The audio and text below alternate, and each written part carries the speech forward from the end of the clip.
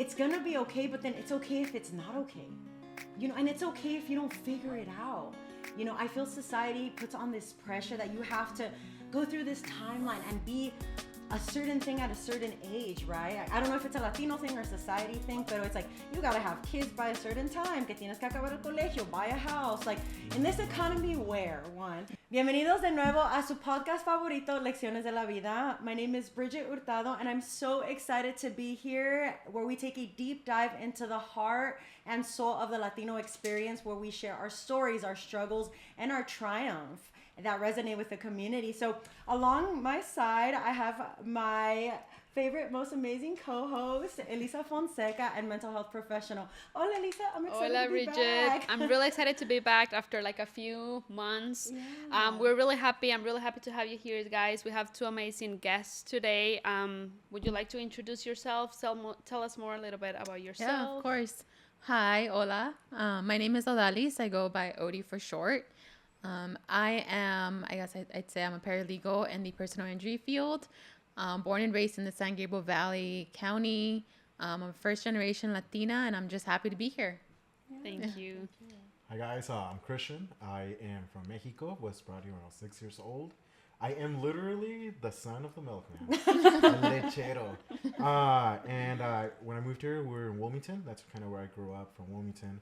I went to Long Beach, Cal Poly Pomona, graduated, and I've worked in the robotic and space company industry for 5 years before I quit to start my own job, my own work. There you go. Nice. Pues bienvenidos. We're so grateful to have you both. And like you already have guessed it or not, today we're going to take a deep dive into how Latinos are shaping the future, right? How we're going through barriers and navigating our career journey or in education. And estaba leyendo algo en el census earlier this week that only 8% of Latinos make up the STEAM field. And you mentioned, Christian, que you're in the engineering field. Right. No más 8%, so very underrepresented. And Odalis, I know you mentioned also the legal field, and only about 30%. So both of you are in very underrepresented in the work field by Latinos. So I'm excited to learn more about what you all do and what got you where you are now. So comenzamos. Yes. So we have a couple of questions first, guys. So in this one, we wanted to ask you if your family member, your communities, did they support you in college? Did they gave you that push on your back, or they did not? Yeah, personally for me, I think I was very fortunate to have my family support from very early on. I think I also made it very easy on them because I always loved school. I always just loved doing projects, and I prioritized school and put it first. But my family, they showed me support. I mean, when I went off to college, my mom was always just a phone call away, always helping financially. I did work part-time during college, but my parents made it easier for me to do that. I remember when I studied abroad, they threw me this big party just to raise funds for me to get to be able to do that, right? And as far as my community, I mean, I guess I never really thought back then that these things were huge in shaping where I was headed to and where I was to college. But programs like Think Together existed back then. I don't know if that was a thing for you guys. I'm not sure if that's still going on now. I know that it's not for the high school that I was attended. But I think programs like that just really helped, keep focus in students and help them, get through college. So I think that's amazing. So I'm very grateful for my experience. Yeah. Definitely. Definitely my family and my community was definitely involved in all of this. As I mentioned earlier, right? Every Latino family, as they come, their dream is for their kids to get out of school. And I think that was definitely the push that my parents rendered. There's two of us, my brother and myself, and I just remembered how hard my dad worked to get my brother through school. And I saw how hard my brother worked, setting the example for myself, and then myself following after that with him. And honestly, the community, now I look back at the community and I see that all these awesome organizations, nonprofits, how they shaped me and helped me through that. Even as I was going through schools, I started in elementary school. I wanted to go to Magnet Middle School, and my teachers helped me, and I didn't get in, but I tried. But I remember that. And then middle school, same thing, going through different programs, going from ESL to normal classes to gifted classes, Same. That's on the amazing. 3 years in middle school. And then from there, being able to go to a really cool, fancy high school called CAMS for high school. But all that was just my community and my family supporting me, pushing me towards that. I love that. I love that. nice. You know, Latinos are very collectivistic, so I'm very happy that you both were supported in this journey. Pero I want to know, what's the biggest barrier that y'all had to overcome?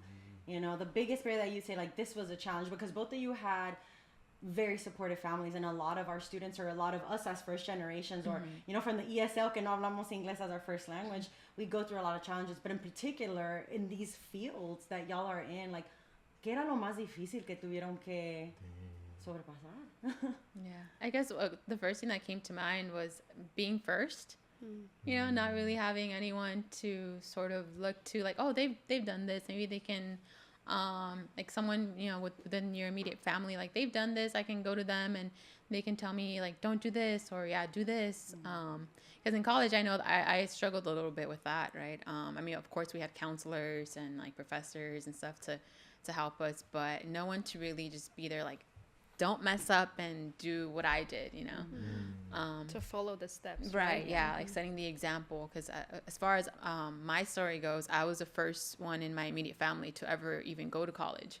So I was that person, you know, that was gonna look back at the other kids like, you better not do this, this, and that. But yeah, as far as having someone to just sort of lead the way, that wasn't really there for me personally. Yeah. I had so many things that came up. I think the hardest one, and it's interesting that I'm talking about this, but I think it would be identity. And I think it's identity for me, because when I grew up, especially when I came from Mexico, it was in Wilmington, which is a Mexican loaded community. So I only spoke Spanish there, and that was all my need, speaking Spanish to survive, you know. And so, but when I realized that I started going to schools outside of my community, now I'm faced with different cultures, and it's just like, I'm not like them, you know, and I don't speak, like, I don't have the resources, I don't, and then it's I know for myself, one of the hardest things was a constant reminder that I'm undocumented. And it started as it was the smallest, dumbest little thing. I went to Costco to get a membership card in high school, I remember, and they're like, U.S. government ID. And I'm like, I don't have one. Here's my matricula. And they're like, we don't take that. And I'm like, I have my ID. It's like, no, you need something more. And I'm like, I can't give you anything else. Like, sorry, we can't give you a membership. And I was just like, and I remember that was just one of the first reminders that I was like, oh, I'm an immigrant. Damn you Costco. know, damn Costco. But we love Let's go, Costco. But not at that time. Not at that time. I wonder though. I wonder if it was just the employee that, you know, or if it was Costco. I don't know, but it could have been either or, right? But I think that constant reminder that you can't. I hated that. In high school, in our engineering class, our professor was a Northrop Grumman employee. He was like a senior project manager there, and so for the summer he took everyone to intern. I couldn't, and it was just like you know, at 18, everybody came back from middle school. I mean, from the internship, and they're like, "Oh, I was making $18 an hour. I was making $19." And I'm like, "Dude, I made $8 an hour working at the carniceria."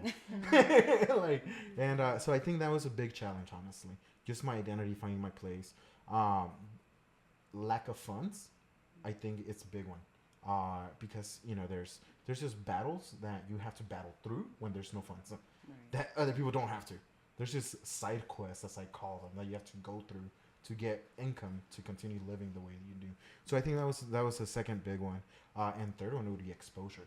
I think as Latinos, as we grow up, we are not exposed. And I think part of that has to do with our parents, not lack, because I don't like that word. I think it comes from our parents' survival mode, being in a new country where they don't know and they can't show you. So I think that kind of lack of exposure really did. Those were hurdles, I think, along the way. Yeah, well, we're very proud of you both. Y Yeah. trabajamos duro y aquí estás. Aquí Like, you're here to speak about it. Aquí estamos. Aquí You know, we're here to talk estamos. about it, and it sounds like a lot of barriers and a lot of struggles, from the identity to the mentorship piece to, like, okay, what's next, you know? Yeah. So, and that's why we're talking about it here. Estamos hablando teniendo estas conversaciones that even things as, like you mentioned, Costco, like, I would have never thought. I did not know You that. know? Pero I got one now. You But there are things like you're like, what? Like, how come Yeah. I can't very do this? small things, yeah. Yeah. Yeah, And they very can be bigger and bigger. With you, like, I kind of understand that point because sometimes, like, this is my second semester studying psychology. And this is the first college that I like being here in the United States. So what happened for me a lot of times is like I feel like I don't belong. Yeah. Like they're like I don't even speak English as my classmates do. Like how am I gonna write essays? How am I gonna do this? But like how come like I'm here sitting with my classmates? Right. Like what am I gonna do? Or, like who is gonna help me go through this process? So I think all of these feelings, like the first generations, they have it, right? I'm not a first generation, but like they also have it, and they're like, nobody gets me. But like if they start like listening to this, like talking with other Latino community people, they're like, oh, I'm not alone in this scary journey that is college, right? So we have another question regarding this college education and everything.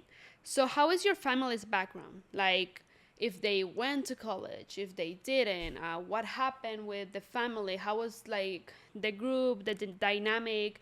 Did they interfere in your choices? Because Latin families, they tend to be like, you have to be a doctor because that's how you're gonna make money. Sí, o una abogada. Exactly. Doctora, abogada, that's it. And maybe that could make us be like, oh, okay, so I can't be an actress anymore, or I can be a singer anymore, or I can't be a painter anymore, or whatever thing that we want to be. It's like, okay, so I need to prioritize my parents' needs, right? So Right. how was that journey for you guys?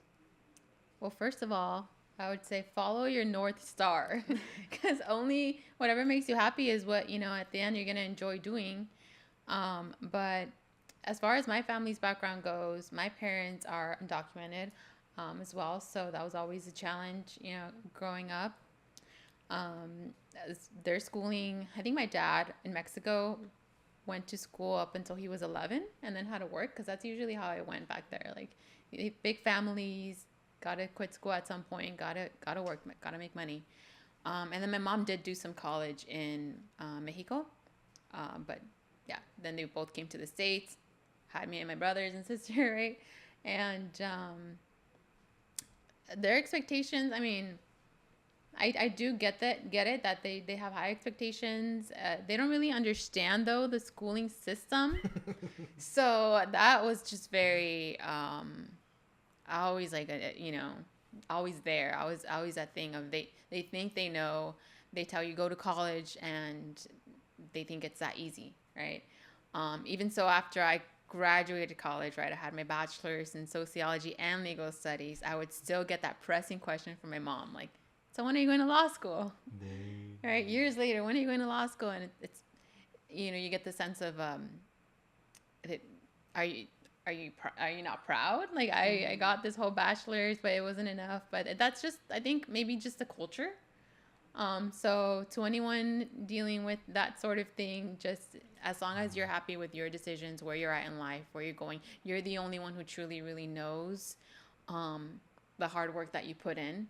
Right? So you got to be proud of yourself at the end of the day. And if you're proud and happy with yourself, then the rest just, don't let it really affect you. That's my advice to people, because I know it's hard sometimes when you hear that and you just know you've put in so much work. But, I mean, they mean well. So, yeah. That's crazy. Yeah, it's one of those, right? That you Yeah. feel like they don't know the amount of work you put in. Yeah, 'cause the they amount don't. of tears and sweat. Right. You're like, I spent it all night doing that. Those all-nighters didn't mean All-nighters. anything. And that's a huge accomplishment, like your Yeah. bachelor's. But it's like, ¿qué sigue? What's next? ¿Qué sigue? What's Yeah, next? It's never exactly. enough. It's never enough. That's exactly what it feels like. Yeah. Why? Yeah, let's talk about it. Why? Why does it feel like it's never enough? Pero Oh. our parents didn't even, my Right? parents didn't even go to college. Like my parents didn't even make it past like second, third grade. So it's like, ustedes ni fueron a la escuela, pero me siguen ahí, like, ¿qué sigue? ¿Qué sigue? ¿Qué sigue? I feel it could be an also for like the secureness that they could feel that you're having with the education. Like personally, my family, they're like, the more the better, because you're gonna be more secure. Like your job is gonna be bigger. Your Yeah. things are gonna be like money is gonna be more, right? So I don't think like they understand exactly the way it could be, right? But like sometimes like I think like for my family will be like the more the better. Like so you're gonna be like okay when we're not here anymore, right? Yeah. So it could be More maybe prepared, for something sure. like secure thing. Yeah, no, at the end of the day, they want what's best for you. Right. And I get that, but I think the biggest like gap between them wanting what's best for you is that they don't really know what it takes, you know, to get to that point. Yeah.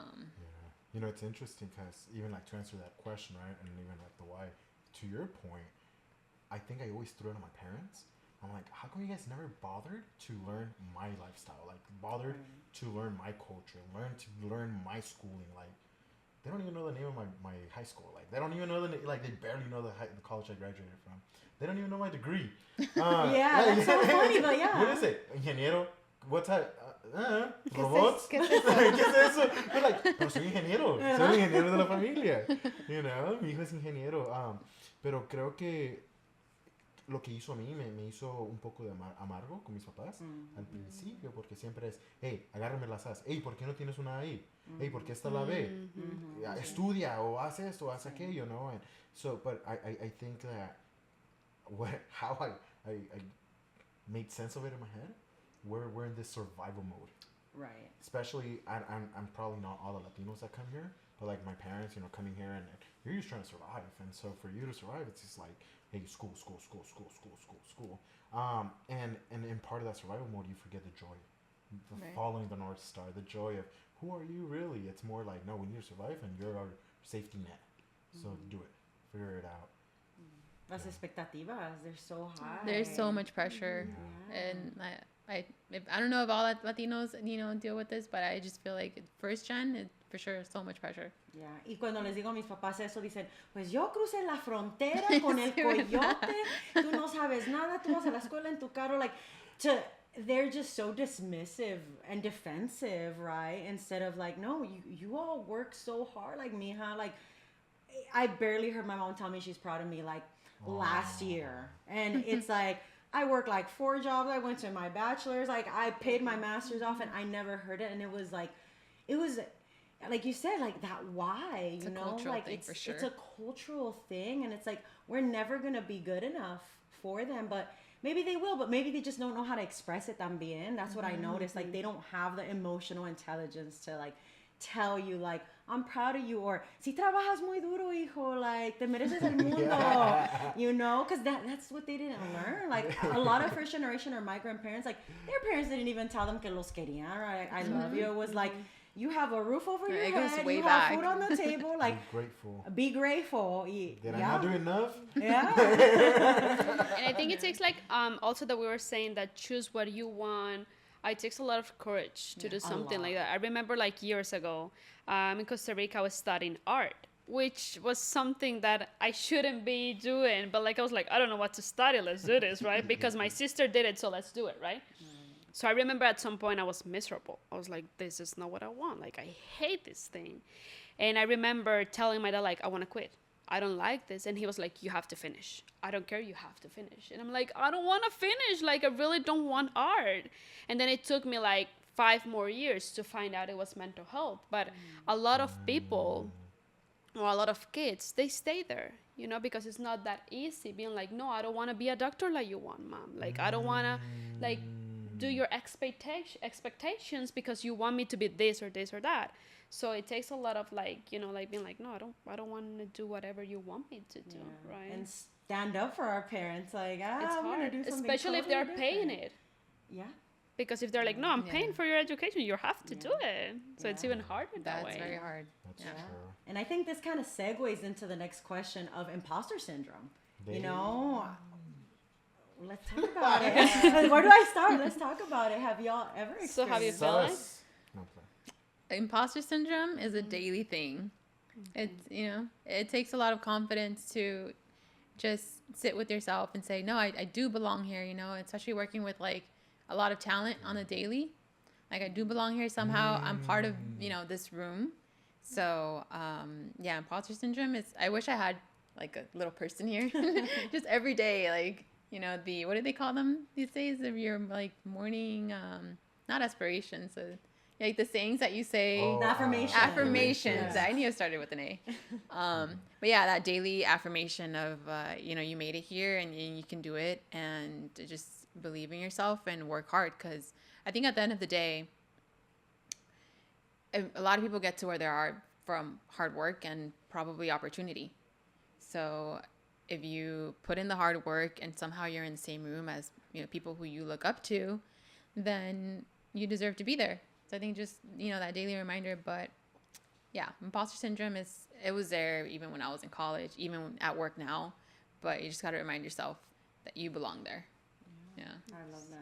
Yeah, we need our little positive affirmations. I started doing like little post-its on the mirror in my restroom. It's like, It's good. yeah. I deserve this. Yeah. Yeah. You're It's beautiful. It's kind of silly, right? It's kind of silly. It is, but it you have to, because who else is on the daily giving you this reassurance? Right. And I know, Christian, you mentioned that you shifted gears and you started your own business. I Like did. that's a huge, That, like, yeah. that's That's a huge huge. applause. You need the post-its. Sí. Yeah. Como tomar ese siguiente paso, like, because Big. starting a business is a lot within itself, but they Yeah. had like the steam field Yeah. where, like that income coming in. Not that your business is not making income, pero Yeah. it's like It's security, yeah. Yeah, Trust me, that's- I haven't been this poor since I graduated college.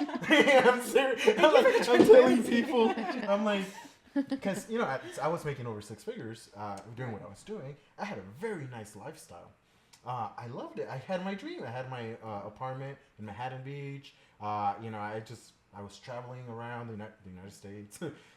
I went to the Super Bowl. Like I really was living life, and I allowed myself to do that because I'm like, I don't know if I'll ever get this opportunity again. But you're talking about the imposter syndrome. It's crazy because, well, can we define the imposter syndrome? Because the way that I have it's where you feel that you're not the guy that you pretend to be. Like you're like, oh, I'm not that guy. But how would you define the imposter syndrome? I think like Odalis mentioned, kind of like, even though you have all these qualifications, you still don't feel good enough. You feel, exactly. Like you don't belong. You don't Even though belong. you are there. For me, it's like I don't belong. Like when I was applying for my new job, I was like, I don't belong here. Like why? Like all of these people, they have like higher education degrees or like masters, and I'm like, I just have my high school diploma right now. Like I don't belong here. Even though you do, but you don't feel like you do though. Yeah. And I think for me is I'm gonna be a disappointment, or I'm gonna let I'm somebody gonna be down. a disappointment. I had a couple That's big. interviews, and the first thought that came to my head is like, am I gonna disappoint my supervisor? And it's just that imposter syndrome of everything, Yeah. all like a melting pot of these not so nice thoughts about Thoughts. ourselves. And That's I true. saw a connection with the way that our parents talk to us to, I was They're gonna not mention good that. enough. I was actually going to talk about that because I think why I was able to take that step was because I got to a point in my life where I did not beat the imposter syndrome, but I took a step in the imposter syndrome. And I like to do a lot of internal work. I like to read a lot of books and like understand, right? And what I realized is that as a Latino, we're whipped into discipline through shame and guilt. Oh yeah. 100%. And so this shame and guilt, it's just in our blood. So we actually motivate ourselves, even when our parents are not around, by shame and guilt. If you find yourself, you tell yourself same comments that your mom or your dad would tell you. And it's just like I often find myself having conversations against my parents in my head because of the comments that they said. Yeah. But they're all in my head. It's like a sprinkle of It's like a trauma. yeah. Like, oh, y'all want resilience? Like, let me sprinkle a Not little bit the of sprinkle of trauma. The concept of you're not good enough, and I think for me, it really I hate saying this, but it worked for me, and I don't think it's gonna work for a lot of people. I found a monetary value of my work. So my last job at the manufacturing facility I was working at, creating the robotic arms, they put me in charge of the machine shop because there was no supervisor. They had quit. So they're like, hey, Christian, take it over. Like, while we find a supervisor. Well, they gave it to me in January of like 2022. And then by December 2022, I had made the company $6 million. Oh, wow. When I was like, wait, it was my supervision, it was my train of thought. It was the way that I think, like my thoughts have money, make money. And that is when I'm like, I'm worth $6 million. And it sucks to put a value on it, but I'm like, if I could do this for them, I could do this for myself. And that is for when I was able to take that little jump of like beating that, I guess. I'm like, I made him $6 million. Like, what can Toot your you own do? horn, yeah. Yeah, it was one of those where, yeah. So that's how I was able to take that step. But every day I struggle with it. And I never, ever felt this before. But it's been probably 3 times a month. I wake up vomiting because of how nervous I am about having my own work, my own job, my own factory. It's nerve-wracking. Yeah. But you're doing it though. Yeah. But I'm doing it. You both are such an inspiration, and that's the Yeah. thing. I think you both are here paving the way for the next generation coming up. And like you said, they'll have their own struggles, but they'll make it. You know, Yeah. so podemos estar hablando aquí por horas y horas porque la plática Sí. se puso bien buena. Pero para acabar y finalizar, before we go, what's one advice, a piece of advice that you would tell your younger self, your little you, or younger Latinos watching right now? You know, what's one thing you wish somebody would have told you through your journey, your struggles, your vomiting, your nervousness, your imposter syndrome, your first generation barriers, through everything in life? What's one thing you wish somebody would have told you when you were younger or going through it? As generic as it sounds, you're going to be okay. You're going to come out on top, because when you're going through something, whether you're in high school, it's like the end of the world, right? Everything's going bad for you, but you're, as an adult, you might look at that little high schooler and say, what could you possibly be going through, But like high school is tough in itself. And so is college, and so is like adulthood. Nobody really gave us a guidebook of what everything was gonna be like and how to. It literally feels like we're still teenagers, but now we It just really have does. more Yeah. responsibilities. It's More like responsibilities. Big bills teenagers. is like the only thing that changed, right? Rent. So yeah, when everything feels like an impending doom, just know that it's gonna be okay. Like you're gonna get through it. You're gonna push through it. Tomorrow is gonna be better, right? Mañana será bonito. Sí. Yeah. So yeah, I guess that would be my piece of advice. Like it might look all gray and dark, but even in your worst day, like the sun will shine the next day. Honestly. I love Yeah. that, Pooch girl. Yeah. I think what I needed to hear growing up, and still at times, I need to hear, you're doing a great job. Keep doing it. You're doing enough. And so, as a routine, and I was laughing at you guys with your guys' stickers. Affirmations. But I find myself sometimes at night, I'm like, great job. You're doing enough. And I pat That's- myself on the back. Oh. You both are doing enough. And Yeah. I'll So tell you sweet. one thing that my therapist told me to do. She told me to put an alarm on my phone and to write a positive affirmation on that alarm. So it just, out of Aw. nowhere, rings at a random time and it reminds you, like, you're doing great. And it's so silly and funny, but it really rings at the time that you need it the most, So that's just what my therapist told me. And it's been really good. It's like, okay, like, it's going to be okay. Like, it's gonna be okay. So you both are worthy and enough, and thank you so much for being here. You both are an inspiration. Thank you for having us. Thanks. Yeah, so keep it going. There's bigger, greater things ahead for both of you. Yeah. Ya se nos acabó el tiempo. But before we finish, I want to hear your advice though for the My younger advice? generations. Yeah. Oh, I think it's like a mix of both. Like, it's gonna be okay, but then it's okay if it's not okay. And it's okay if you don't figure it out. I feel society puts on this pressure that you have to go through this timeline and be a certain thing at a certain age, right? I don't know if it's a Latino thing or society thing, but it's like, you gotta have kids by a certain time, que tienes que acabar el colegio, buy a house. Like, in this economy where, one, These are endless conversations. right, this is a whole other podcast. But it's okay to not be okay. Like, it's okay to not be where you thought you'd be. Like, it's a journey. It's not a destination. It's a journey, and we have to enjoy it.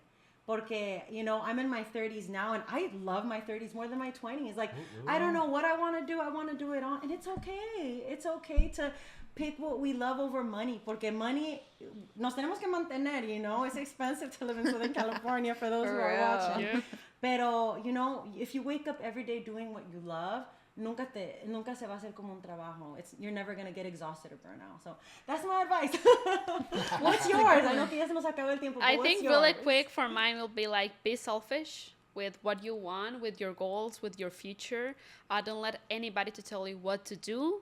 You're the one who knows what you love and what you truly want to do.